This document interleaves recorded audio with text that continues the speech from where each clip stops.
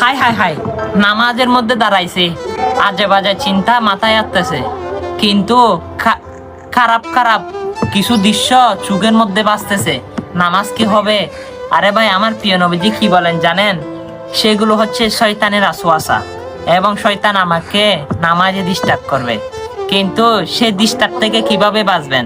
আমার প্রিয় নবীজি বলে, কারো যদি মনে খারাপ চিন্তা ভাবনা আসে নামাজের মধ্যে, তারা শুধু একবার পড়বে আউযু বিল্লাহি মিনাশ শাইতানির রাজিম বলে বাম দিকে 3 বার থুতু নিক্ষেপ করবে।